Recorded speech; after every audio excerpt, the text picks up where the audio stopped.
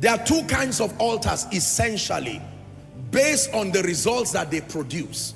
There are two kinds of altars, let's hurry up, based on the results that they produce. Number one, there's what we call evil or demonic altars. Evil or demonic altars. We're classifying altars into two based on the results that they allow to happen to an individual, based on the results they allow to happen to a family, based on the results they allow to happen to a church, a ministry, a nation, a community.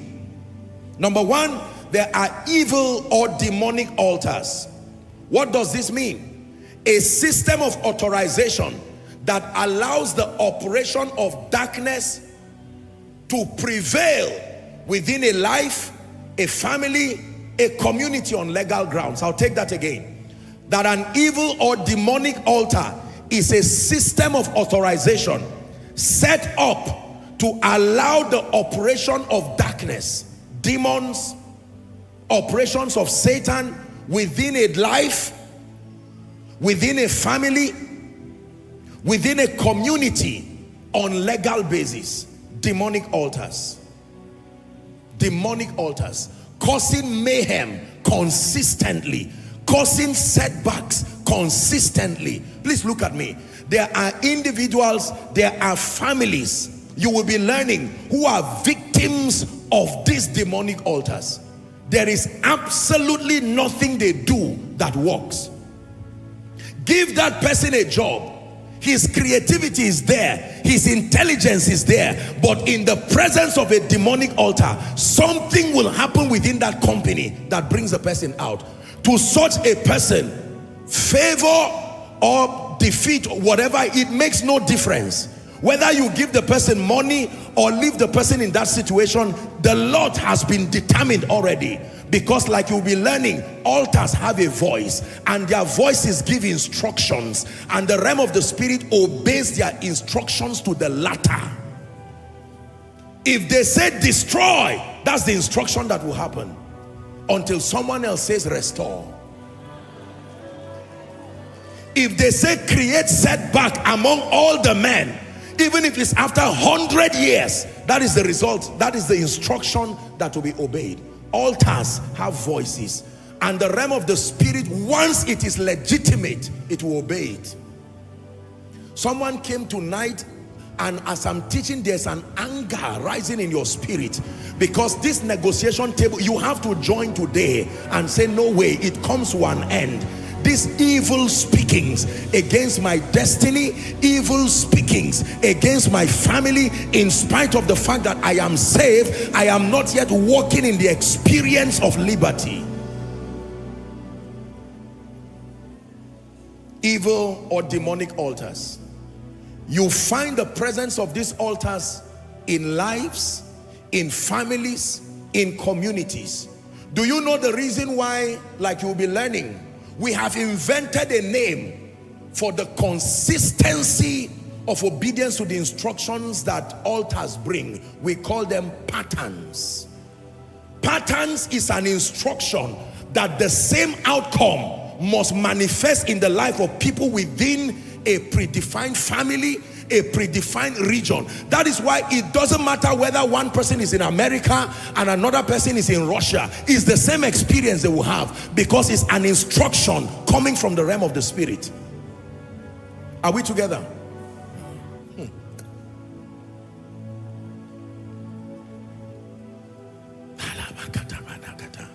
Evil altars, demonic altars. Number two, we have what we call righteous or godly altars. This is the second category of altars. Righteous or godly altars. Someone watching online, you need to ask someone around your house to come and sit down and listen, because this is an answer to the many tragic situations happening around many families. Godly or righteous altar.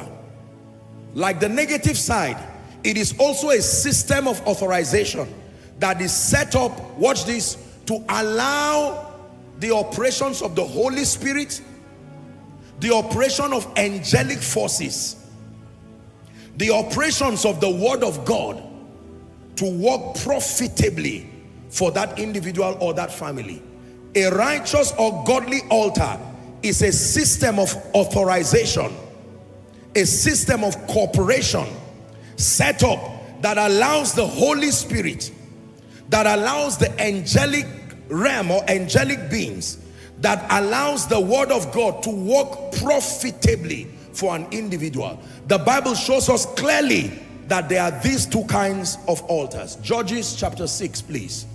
25 and 26.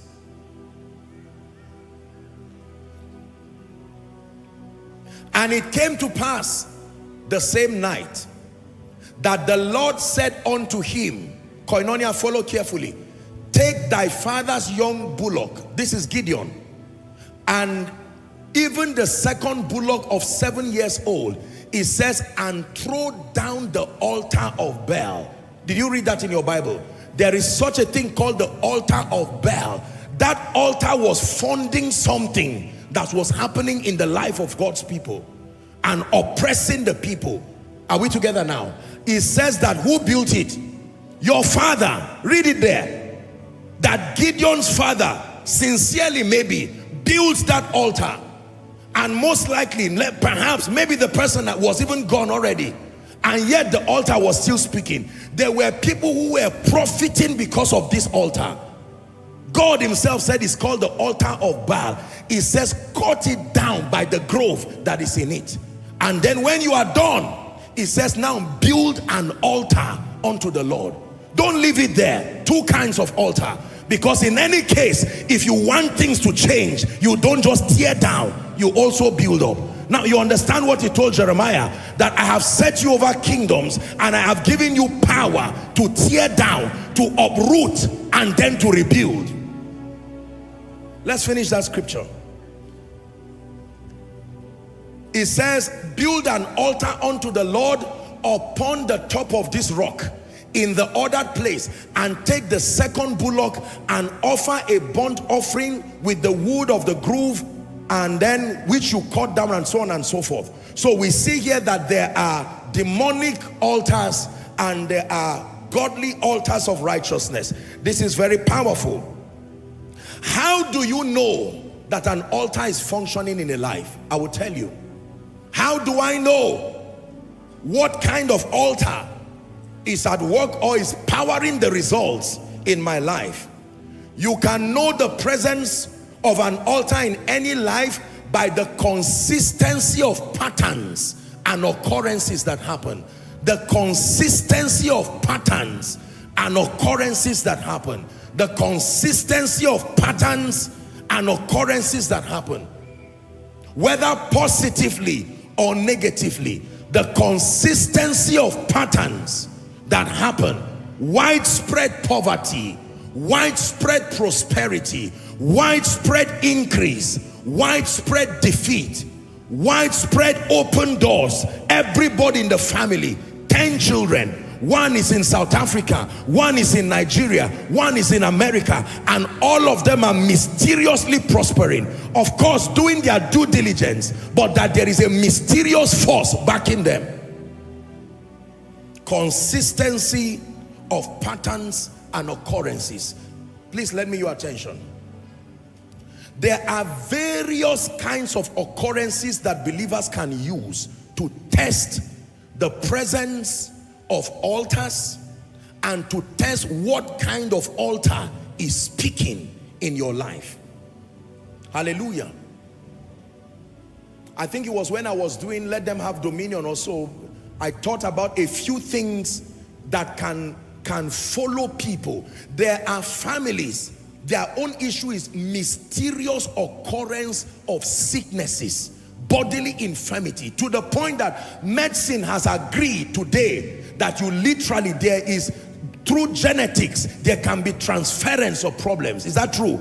A doctor can look at you and say, high blood pressure. Do you have a case of this in your family? You say, yes. So, yes.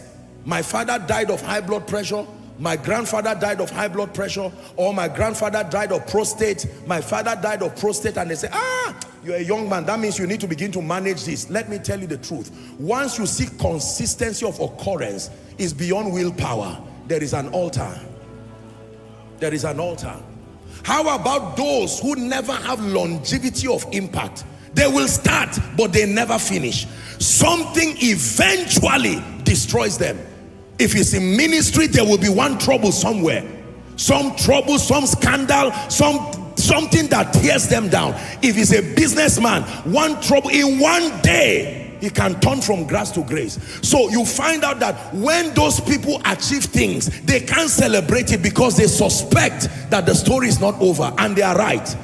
Once that altar gives an instruction, even if it's after 30 years, you will crash like rain coming upon the ground. Only Yeshua will reign forever. To his kingdom there'll be no end. Only Yeshua will reign forever. To his kingdom.